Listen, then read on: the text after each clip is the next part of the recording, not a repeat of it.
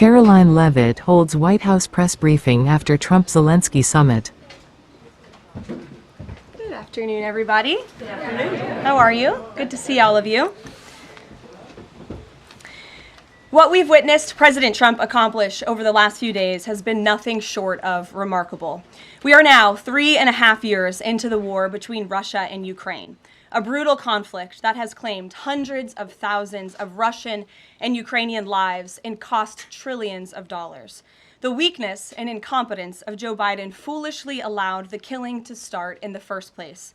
Until President Trump returned to office in January, the bloody and broken Biden status quo was to endlessly force American taxpayers to fund Ukraine no matter the cost, no matter how long it takes, and no matter how many lives were lost.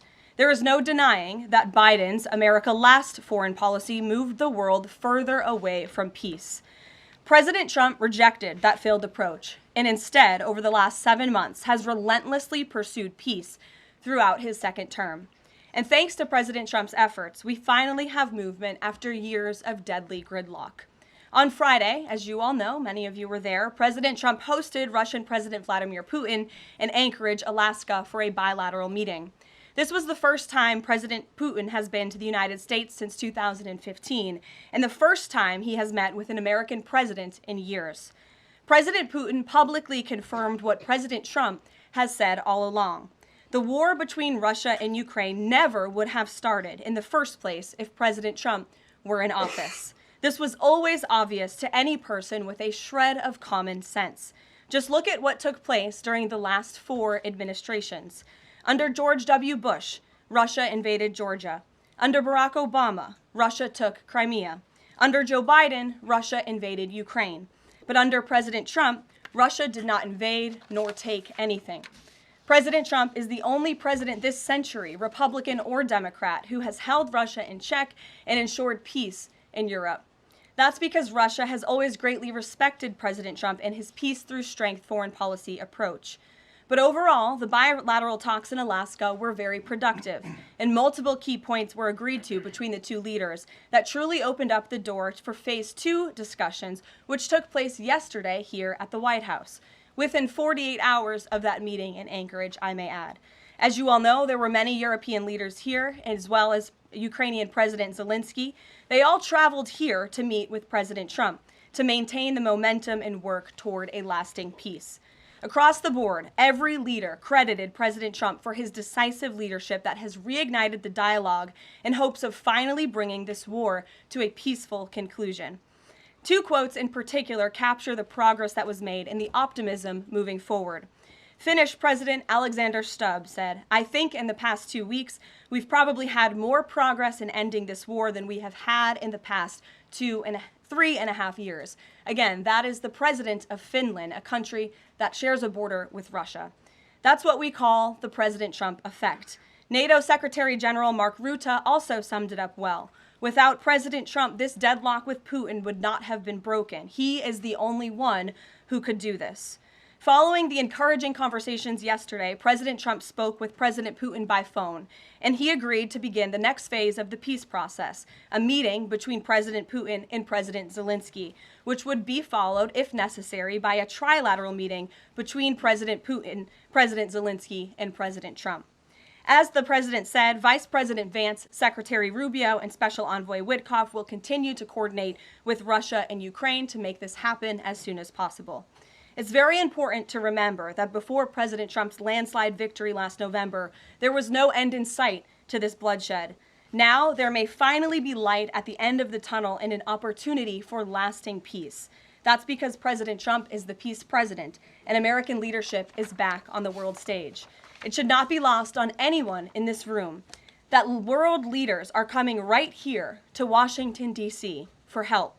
While previous presidents have traveled halfway around the world to apologize for America, President Trump stands up for America, and he has firmly restored America's status as the undisputed leader of the free world. However, one thing that has absolutely not changed is the media's negative and downright false coverage of President Trump and his foreign policy accomplishments. From the beginning of this entire process, much of the left-wing media has been actively rooting against the President of the United States in the pursuit of peace.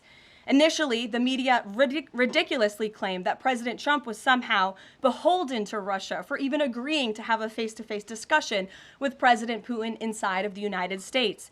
The media said President Trump was making a grave mistake by, quote, legitimizing Putin. They were aghast that President Trump would treat another world leader like a world leader. The media relentlessly attacked President Trump and claimed he suffered a, quote, major defeat for not immediately emerging with a final agreement, even though he said heading into that meeting, this was a meeting to listen and to understand how to move the ball forward. All weekend following those historic U.S.-Russia bilateral talks, we listened to clueless pundits on television trying but failing to claim that the president had failed. The so-called experts in the foreign policy establishment, whose record is nothing but endless wars, trillions of wasted taxpayer dollars, and dead Americans, have the nerve to try and lecture President Trump, who has solved 7 global conflicts in 7 months, about peace. This is the same president, by the way, who brokered the Abraham Accords in his first term, on top of more than half a dozen other peace deals this year alone, as I just said.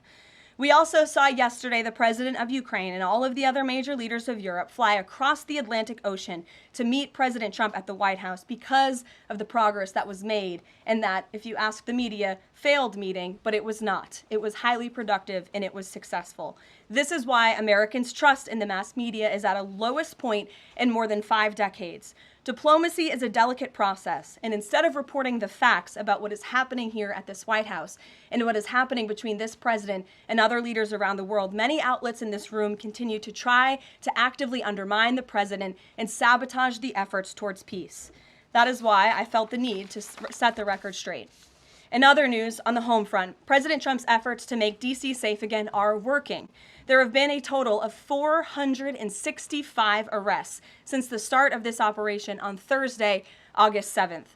Last night, there were a total of 52 arrests, including the arrest of an illegal alien MS-13 gang member with convictions for DWI and drug possession. Thanks to President Trump's leadership and the outstanding work of both federal and local law enforcement, dangerous gang members like the one picked up last night will not be allowed on the streets of our nation's capital. Other arrests last night included assault with a deadly weapon for stabbing, parole violation for robbery, murder, outstanding warrant for attempted murder, assault on federal law enforcement officer, and felony assault. 4 more homeless encampments were also removed during yesterday's reporting period. To date, a total of 48 homeless encampments have been cleared in Washington, D.C. by multi-agency teams. MPD patrol units are actively working with city officials to locate and clear additional encampments and remove homeless residents off of Washington's streets. And despite fake narratives from the media, again, a significant number of the arrests have been in high-crime areas of D.C.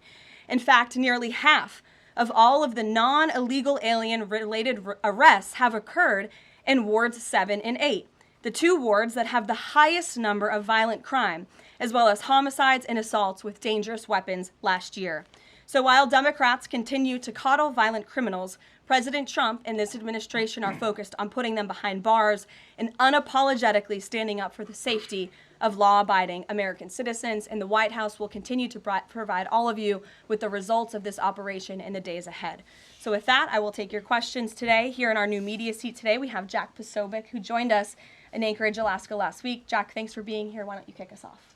Karoline, thanks so much. So a couple of questions regarding the status of these peace talks. Obviously, we saw the president and President Putin there in Anchorage. We saw the world leaders here yesterday with this summit. We've heard phrases like coalition of the willing. We've also heard Article 5-like guarantees. When it comes to the security guarantees, what is the current status of that? I know the president earlier today mentioned boots on the ground would be UK, France, Germany possibly, but unequivocally said no U.S. troops on the ground, but U.S. coordination. Can you elaborate on that, and what would the red lines be? Sure. Well, you got to the heart of what I was going to say to all of you today on security guarantees, which is the president has definitively stated U.S. boots will not be on the ground in Ukraine, but we can certainly help in the coordination and perhaps provide other means of security guarantees to our European allies. The president understands security guarantees are crucially important to ensure a lasting peace, and he has directed his national security team to coordinate with our friends in Europe and also to continue to cooperate and discuss these matters with Ukraine and Russia as well.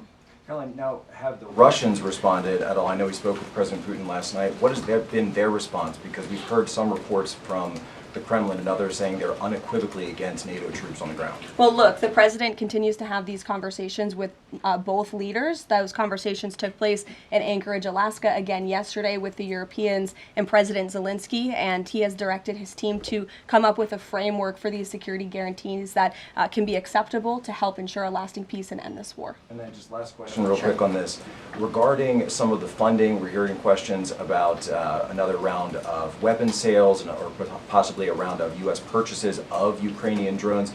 Will that money be funded by the U.S. taxpayers? Are we finally going to see an end to the U.S. taxpayer-funded, seemingly endless mandate for these foreign wars? Well, the president is very sensitive to the needs of the American taxpayer, and immediately upon entering office back in January, he made it very clear that we're not going to continue writing blank checks to fund a war very far away, which is why he came up with the very creative solution to have NATO purchase American weaponry, because it is the best in the world, and then to backfill the needs of the Ukrainian army and the Ukrainian people and their military. So that's the solution the president has came up with. We'll continue to see that forward. As for any additional sales, I'll have to defer you to the Department of Defense. Thanks so much. Thanks, Jack. Kelly.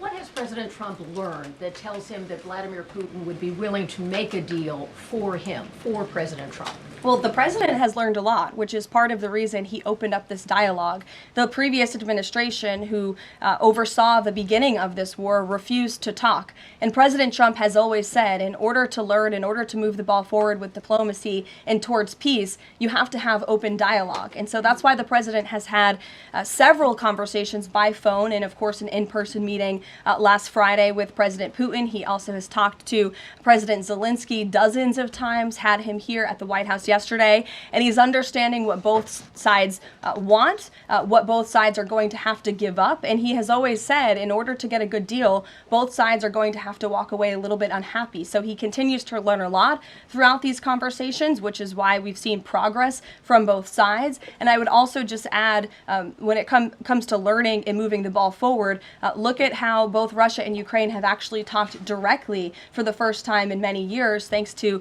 the efforts of this president and this administration. Specifically for President Trump, though, what do you think Putin's motivation is to try to do something for President Trump, as opposed to just resolving the conflict? I think, as I just spoke to in my opening remarks, Kelly, Russia and all countries around this world actually respect the United States again. And the president is using the might of American strength to demand that respect from our allies, our friends, our adversaries all around the world. And we've seen that not just lead to progress with Russia and Ukraine, but also we've seen it in the closing of 7 global conflicts around the world as well.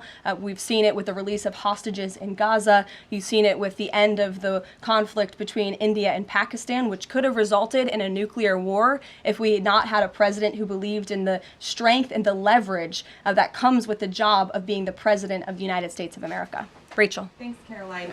Heading into Alaska, a lot of the focus in the talk was on this trilateral meeting between these 3 leaders. Mm-hmm. Can you explain how this went from a trilateral meeting involving President Trump to now the focus being on this bilateral meeting without the president first? Well, look, the president has spoken to both leaders about this, and both leaders have expressed a willingness to sit down with each other. And so our national security team will help both countries do that. Ultimately, the president has always said that there are areas of disagreement in this war that will have to be discussed and decided upon by these 2 countries. And so he wants these 2 countries to engage in direct diplomacy. He's said that from the very beginning, which is why he's agreeable to the idea of having President Zelensky and President Putin get together. And I understand accommodations for that meeting are underway. As soon as we hear more details, we'll be sure to let all of you know. And just a quick follow-up. We know as of right now there is no ceasefire in place. We've seen Russia continue its attacks on Ukraine. What indications is the president getting from Putin that he wants to have this meeting with Zelensky soon? Because he spoke to him directly yesterday. And he expressed that Haley, sooner rather than later. He spoke to that directly yesterday, and the president put that in his statement that he gave to all of you, the news media, knowing you'd be asking following that conversation in the effort of transparency. Haley. Hey, thanks, Caroline. You made clear no U.S. boots on the ground. Is the president considering U.S. boots in the air as a form of a security guarantee? Look, that was something the president mentioned on his interview this morning. It is an option and a possibility. I won't certainly rule out anything as far as military options that the president has at his disposal. I'll let him do that. I can tell you he's definitively ruled out boots on the ground. Sure. Thanks, Tara. Just about the possible venue for the talks. Can you confirm that Putin suggested Moscow as a venue for the bilateral talks? And if so, doesn't that indicate that Putin is perhaps not serious about this, that he's suggesting a venue that there's no way that Zelensky is going to go to? Look, I'm not going to litigate the private conversations between the president and President Putin, aside from what the president himself has already spoken on. But I can tell you there are many options that are being discussed by our national security team right now with both parties. Can you give us an indication of where? I just told you we'll provide you details as soon as we can. Thank you for trying, though. Libby. Thank you, Caroline. I wanted to ask about the National Guard troops. How is the White House coordinating with how they're being placed in D.C., what areas?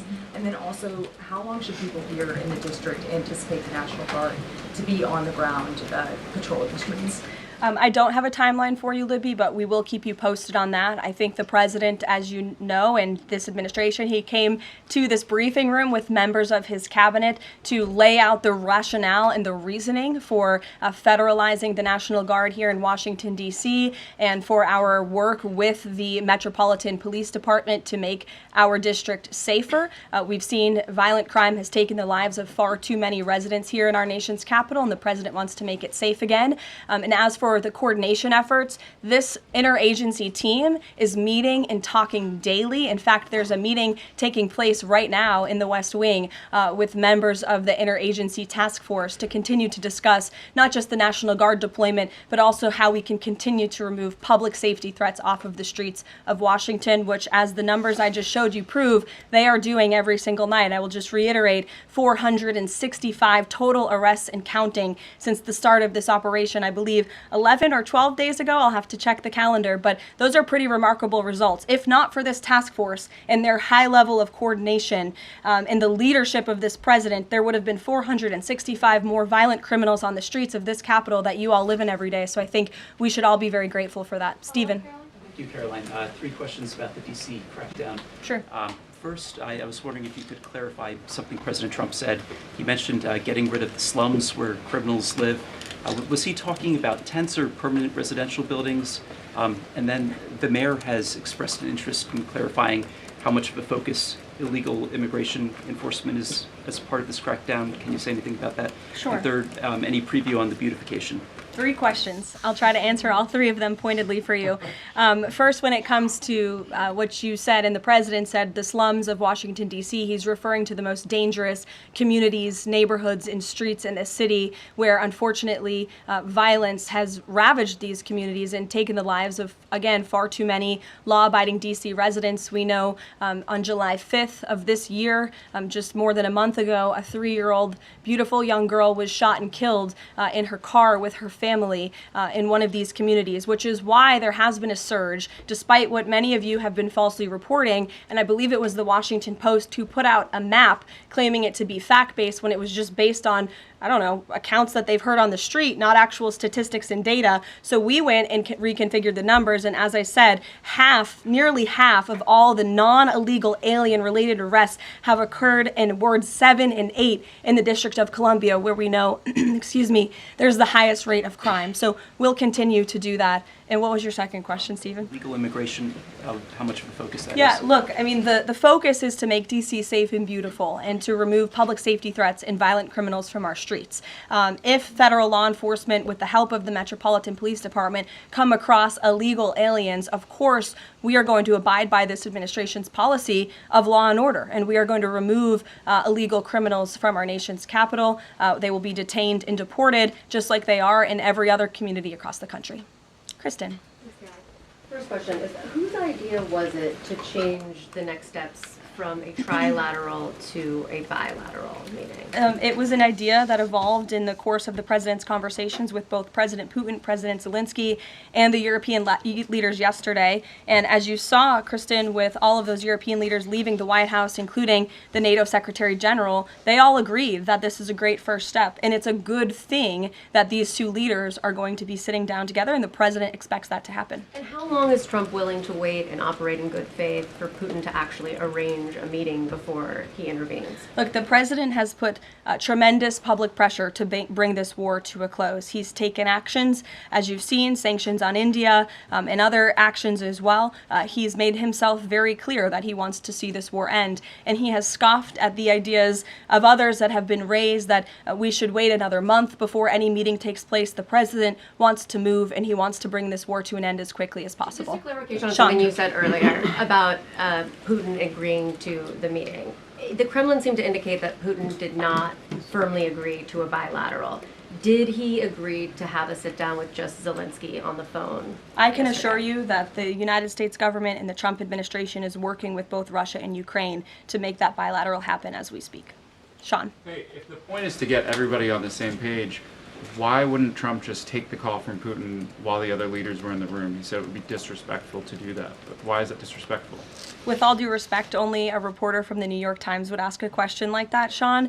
The president met with all of these European leaders at the White House 48 hours after sitting down with President Putin on American soil. In fact, there was so much progress in the readout that was given to these European leaders immediately following his meeting with President Putin that every single one of them got on a plane 48 hours later and flew to the United States of America. And if I could just read for all of you some of the statements from those European leaders yesterday, you had President Zelensky himself saying it was a very good conversation. It was really good. We spoke about very sensitive points. The Secretary General, Mark Rutte, it was the president, only because of the president, that this deadlock was broken, but with President Putin by starting a dialogue. So these leaders, who this war is in their backyard, are very grateful that the president took that call and that he was there to provide them with a readout of Russia's thinking on this, something that was not done by the previous administration at all. Catherine. Thank you.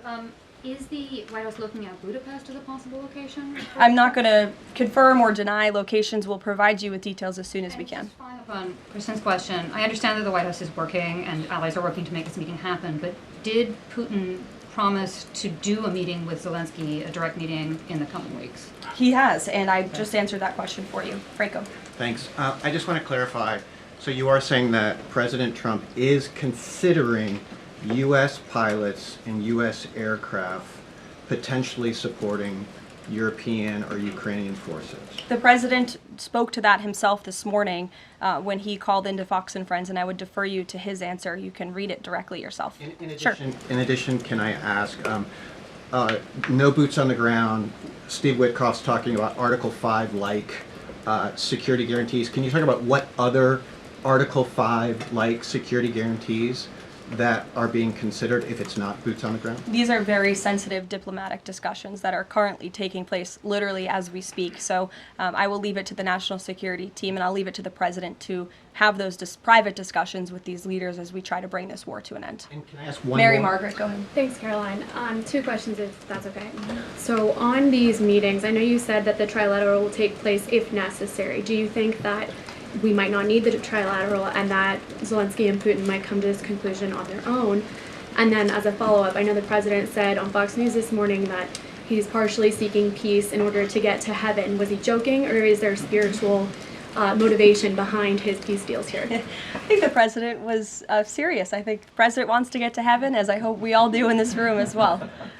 Annie. Thanks, Caroline. I'm just shifting gears to the Department of Justice for a minute. Can you walk us through why another deputy FBI director was named? Does Trump have any displeasure with how the FBI has been being run to date? And then I have a question about the antitrust division. No, Andrew Bailey is extremely qualified. As you know, he's been serving with honor as the Attorney General of Missouri, and he's been brought on as another set of very credible and experienced hands to work alongside the current Deputy Director, Dan Bongino, under the leadership of the Director, Kash Patel, and the Attorney General, Pam Bondi. And the FBI has been doing a tremendous job. We've seen their agents out on the streets as part of this interagency task force here in Washington. But the crime that they've been stopping here in Washington, they've been doing this for 7 months all across the country. In fact, there's been 19,000 arrests by the FBI nationwide. That's more than double last year in the same time period. Of those, 1,600 arrests were for violent crimes against children. 4,000 child victims have been rescued by this FBI under this current leadership. 1,000 arrests from investigations of foreign terrorist organizations. There's been 1,500 kilos of fentanyl seized. 6,300 kilos of meth have been seized. And 3 of the top 10 most wanted have been arrested so far. Not a single one of the individuals on the top 10 most wanted list were arrested under the previous administration. We've arrested 3 in 7 months. So when you're actually working and enforcing law and order, you need all hands on deck. And so we look forward to welcoming Andrew Bailey to this new post. Jackie. I have a quick question about Roger Alfred, who's a former DOJ official. He gave a speech in Aspen yesterday where he said that senior DOJ aides are cutting deals with favored lobbyists. I'm wondering if the president has any concerns at all with the way the antitrust division is working. I have no idea who that individual is. I don't know why he made those comments. I don't know what basis he's making those comments on. My instinct tells me it's not true, but we will definitely look into them and I'll get you a response. Thank you, Caroline. Jackie. Thanks, Caroline. Since the president often says that this war would not have started if he were in office, and True. and Putin confirmed that. It's true. Do you accept that as truth? The Probably. European leaders do. Well, And President Putin himself said that, by the way. He did say that. The question I have, though, is what is the president going to do to ensure that these security guarantees last beyond him into the time when he is no longer president? And does that have to involve Congress at all? Well, he understands the need for that, which he spoke to yesterday. And what's he going to do? It's why he's engaging in so many talks and so many conversations with both sides of this war with our European allies. It's why on the way home from Anchorage, Alaska, very late at night, when I know many of you on the press plane were sleeping and many staff were sleeping, the president himself was still awake at 2 o'clock in the morning talking to European leaders and NATO about how we can ensure a lasting peace and bring this conflict to an end. He has expended an incredible amount of time, energy, and effort into bringing this war to an end, and he remains determined to do that. Also, can Go I ask ahead. you about the Go ahead. Thank you, Caroline. DC crime? Sure, Jake, and then to your right. All right. Thank you, Caroline.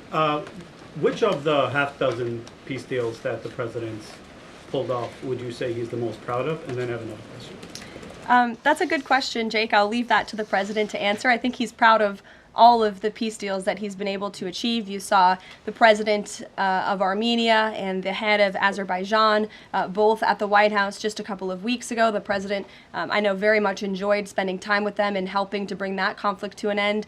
He very much enjoyed his time with leaders of Rwanda and the Democratic Republic of the Congo in the Oval Office, talking to them about bringing that decades-long war to an end. India and Pakistan. He used trade in a very powerful way as leverage to bring that conflict to an end. So I know he's very proud of all of these achievements, and I know he's very honored to serve as the President of the United States and to restore peace around this world. Go ahead. So you mentioned Armenia and Azerbaijan. That's a conflict that, I spent time in the Southern Caucasus covering that. And, a conflict of over 30 years, and he resolved it in just a couple of months. Mm-hmm. Are there other conflicts that the president's working on right now that are off the radar screen that we should be tracking? In fact, there are many. The State Department is always working around the clock under the leadership of Secretary Rubio and keeping the president apprised of conflicts that are bubbling up all over the world. But of course, as you all know, as we've talked a lot about in this briefing, he's spending a lot of time right now on ending this war in Russia-Ukraine, and of course the conflict in Israel and Gaza, which he wants to see come to a close as well. Sure, go ahead. So the president says that he's starting a movement to eliminate mail-in voting, but states administer elections, not federal federal authorities. So can you provide any more details about how the White House plans to eliminate that?